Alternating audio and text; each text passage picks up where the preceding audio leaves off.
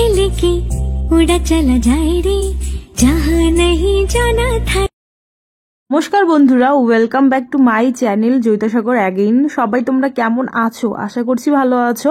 আর আমার কিন্তু শরীর একদম ভালো নেই, কদিন থেকে ভালো নেই, তো ভালো করে ভিডিও কিন্তু আমি শ্যুট করতেও পারছি না। তো যাই হোক, পরবর্তীতে কোনো এক সময় বলে দিব কি হয়েছে না হয়েছে, শরীর কেন ভালো যাচ্ছে না আমার, সবকিছুই বলে দিব তোমাদের। তো এখানে দেখো, এটা হচ্ছে কি বলতো, এটা হচ্ছে দোল, যেদিন দোল ছিল আমরা রং খেলেছি কাদা দিয়ে, তার রাত্রের আর কি ভিডিওটা। তো মানে ভিডিও শ্যুট করেছিলাম হাফ, কিন্তু তারপরে আর শ্যুট করতে ইচ্ছে করছিল না। আর এখন কোথায় যাচ্ছি বলতো? এখন যাচ্ছি আমরা মেলাতে। তোমার হচ্ছে রং ঠং খেলে তারপরে খাওয়া দাওয়া করে রেস্ট নিয়ে রাত্রি প্রায় এখন 8টা বাজে। এখন আমাদের ভাই বোনদের মনে হলো যে না, একটু চলো মেলাতে গিয়ে ঘুরে আসি। তাই দেখো আমি কিন্তু এখানে রেডি হচ্ছিলাম। আর এই যে দেখো ড্রেসটা তো নিয়েছি, ওই যে তোমাদের দাদাভাই বিয়ের একদম 5-6 দিন পরেই হয়তো ড্রেসটা নিয়েছি।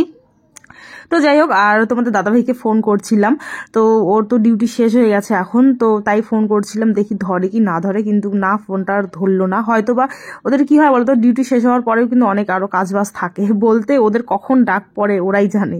তো যাই হোক আর কি। আর এখানে দেখো, এই তো চুল খোপা করে নিলাম রাত্রি যেহেতু আর কি। আর তোমাদের সঙ্গে আজকে অনেক কথা আমার শেয়ার করারও আছে, অনেক দিন ধরে না আমি দেখছি, কিন্তু না, তোমরা জানোই আমি কিন্তু ব্লগে বেশি মানুষকে নিয়ে টানা হেঁচড়া করি না, বা আমি খারাপ কমেন্টের রিপ্লাই দেওয়ারই চেষ্টা করি, কিন্তু মানে মাঝে মাঝে না খুব মানে নিজের ব্রেনটি আঘাত পড়ে, আর নিজেকে যেন একটু কেমন লাগে যে না, তোমার ওই খারাপ ওই কমেন্টগুলোর রিপ্লাই মনে হয় আমার দিতেই হবে। আর মানে এবার আমি দিবই রিপ্লাই। তো যাই হোক, তো চলো সেই কথাতেই আসি, কি কি রিপ্লাই দেওয়ার আছে তোমাদের, আর তোমরা একটু ভালো করে শুনবে আর বিচার করবে। হ্যাঁ, প্রথমে আমি এই কমেন্টটাতেই আসি। হ্যাঁ, মানে কি বলতো, অনেকের আমার ভালো সহ্য হচ্ছে না, মানে অনেকের সহ্য হচ্ছে না। আমার হাজবেন্ড কেন চাকরি করে, বা চাকরি করেছে আমাকে কেন বিয়ে করেছে, মানে তার হচ্ছে আমাকে বিয়ে করা একদমই উচিত হয়নি। মানে সে চাকরি পেয়েছে, চাকরি পাওয়ার পরে আমাকে ছেড়ে দেওয়া উচিত ছিল। মানে আমি দেখি তো অনেকের মেন্টালিটিটা কেন জানি না এরকম, যারা আমার হেটার্স আছো তাদের মেন্টালিটি, যে ও মানে ওর সাথে তো আমার 5 বছর রিলেশন হওয়ার, মানে রিলেশন থাকার পরে ওর চাকরি হয়েছে। তো মানে সে আমার সাথে ওর রিলেশন থাকতোই বা কি আছে, তো চাকরি পাওয়ার পর আমাকে মানে ওকে ছাড়তে হতো, ছাড়ার পরে ও তারপরে চাকরি বাকরি যখন করতো তখন ভালো মেয়ে দেখে ওর বিয়ে করা উচিত ছিল। এটাই হচ্ছে কয়েকজনের মেন্টালিটি, আমাকে এভাবে কমেন্ট করছে যে কেন মানে চাকরি পাওয়ার পর কেন তোমাকে বিয়ে করলো আর কি। তো মানে সেই সূত্রে আর কি একজন লিখেছে যে গরিব ঘরের মেয়ে সরকারি চাকরি ছেলে পেয়ে দেখো কত ঢং দেখলে বোঝা যায়। মানে কি বলতো, মানে কমেন্টটা হয়তো ভালো করে লিখতে পাইনি, যে আমি গরিব ঘরের মেয়ে সরকারি চাকরিওয়ালা ছেলে পেয়েছি বলে আমার ঢং দিন দিন বাড়ছে বা বেড়েই যাচ্ছে। তো কাইন্ড ইনফরমেশন, তোমাদের আমি একটা ইনফরমেশন দেই আজকে। তো আগে হয়তো ব্লগে বলেছি, কিন্তু অত হয়তো সরাসরি বা অত ভালো করে হয়তো ডিটেলসে বলিনি, কারণ বলার আমি প্রয়োজন বোধ করি না। আর আমার কি বলতো, আমার আছে নেই, আমার না ওই দেখানো জিনিসটা আমার পছন্দ না।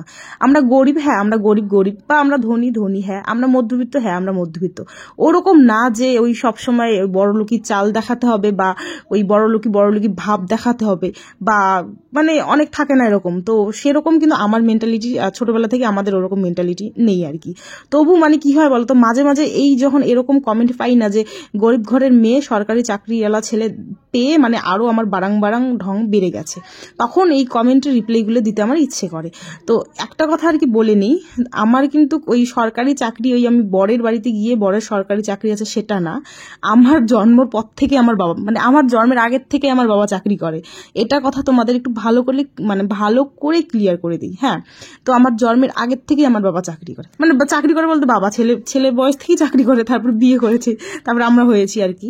আর আমার বাবা আগে ছিল তহসিলদার, তারপরে কিন্তু আড়াই হয়েছে, আড়াই অফিসের যেটা আড়াই থাকে না, তো সেই কিন্তু আড়াই হয়েছে, তারপরে আড়াই থাকার পরে রিটায়ার হয়েছে, কয়েক বছর হলো রিটায়ার হয়েছে বাবা। তো যাই হোক আর কি, এখন পেনশন পায়।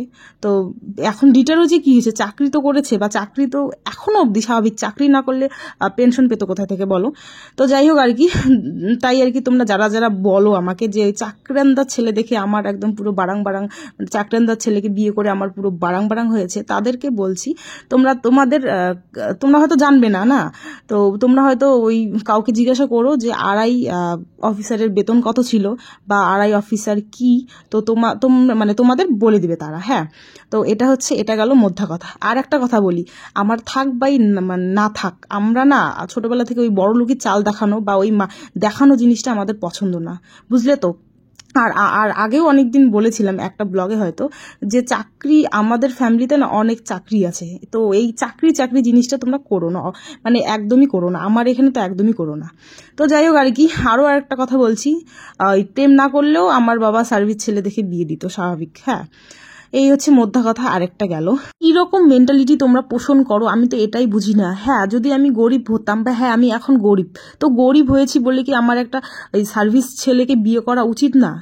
বা একটা তার কি চাকরি পাওয়ার পর আমাকে বিয়ে করা উচিত না? এটা তোমাদের কেমন মেন্টালিটি? মানে তোমাদের এই কমেন্টগুলো দেখেই না মনে হয় যে তোমরা কতটা আর কি নীচ প্রকৃতির, সত্যি কথা বলতে। আর আর এটাও সত্যি যে তোমাদের হয়তো মানে আমার যেটুকু আছে না, তোমাদের মানে সেইটুকু নেই, সত্যি কথা বলতে এরকম মনে হয়। আসলে না, ধন দিয়ে কিছু হয় না, মনটাই হচ্ছে আসল।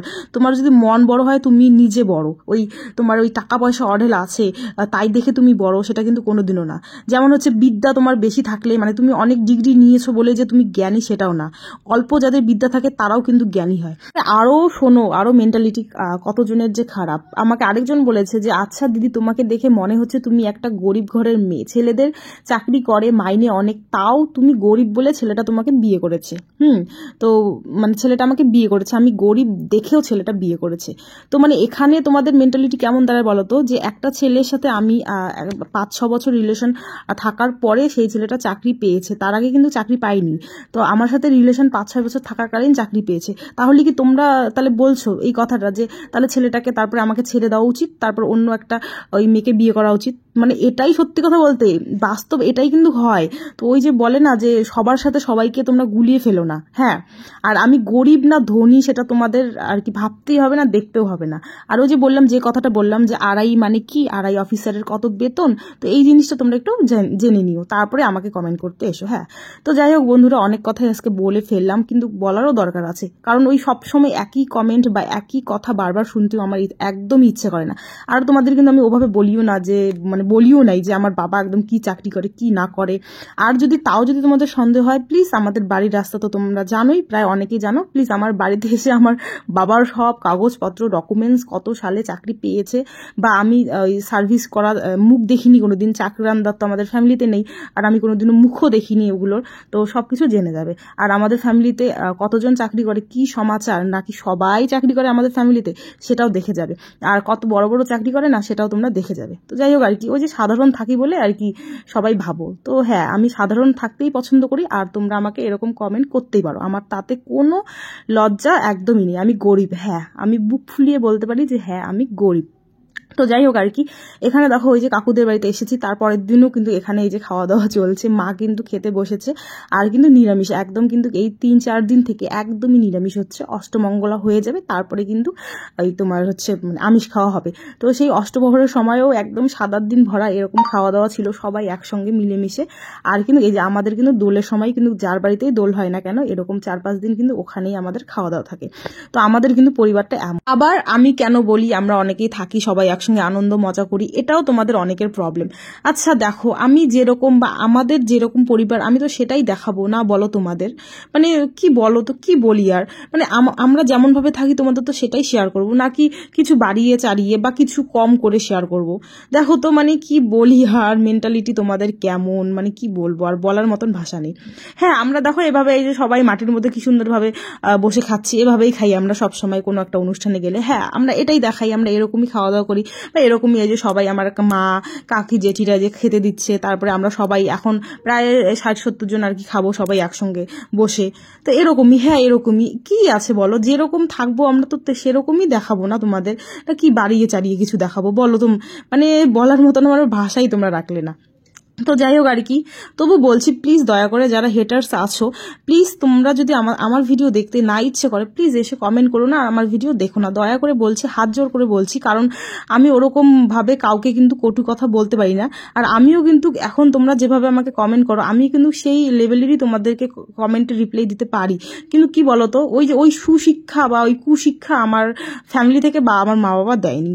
তো এই যে বলো না পরিবার, তো হ্যাঁ গরিব হতে পারি, কিন্তু ওই কুশিক্ষা আমাকে দেয়নি যে কেউ যদি একটা খারাপ ভাষায় ঠোকর মারে তাকেও আমি খারাপ ভাষায় ঠোকর মারবো, সেটা কিন্তু আমি না। হ্যাঁ, তো যাই হোক আর কি, এখানে দেখো তারপরে একটা দোকানে এসেছি, দোকানে বলতে দাদার দোকানে।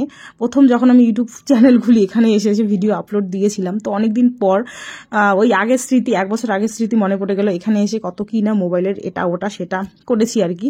তো যাই হোক আর কি, এই দোকানে চলে এসেছি কেন বলো তো, মোবাইল আপডেট চাচ্ছে, সেই 5 GB একদম আপডেট, এত বড় একটা আপডেট, তো এতগুলো নেট তো আমার মোবাইলেই নেই, তো তাই এখানে এসেছি আপডেট দিতে। তো আপডেট দেওয়া হয়ে গেছে, এখন দেখো বাড়ি চলে এসেছি। আর আমার এটা হচ্ছে ভাস্তি হয়, দিদির মেয়ে হয়। তো যাই হোক আর কি, আর তোমাদের এটাও শেয়ার করেছি যে আমার কিন্তু প্রায় দিদিগুলো তো বিয়ে হয়ে গেছে, বোনগুলোরও কিন্তু আমার আগে বিয়ে হয়েছে। আমার কিন্তু মানে আমারই অনেকটা মানে বয়স করে বা মানে সব থেকে একটু বেশি বয়সে আমারই বিয়ে হয়েছে, সবার কিন্তু কম কম বয়সেই বিয়ে হয়েছে। হ্যাঁ, এটাও সত্যি কথা, এতে আর বলতে কিসের লজ্জা বলো। তো যাই হোক আর কি, আর এখানে দেখো এই যে এখন মুড়ি খাওয়া হচ্ছে, আমরা তো মুড়ি প্রেমী, মুড়ির সাথে আবার এমনি মুড়ি চলবে না, শসা গাজর চানাচুর ঝুড়ি মানে অনেক কিছু লাগবে না, তাহলে ওই মুড়িটা আমরা খাবো, না হলে ওই মুড়িটা মানে খাই না আর কি, এই হচ্ছে ব্যাপার। তো যাই হোক আর কি, এখানে দেখো এই যে ভাই চা করেছে, আমার তো চা তো পছন্দ না, তো তাও দেখো কাপের মধ্যে একটু চা নিয়েছি খাবো বলে আর কি।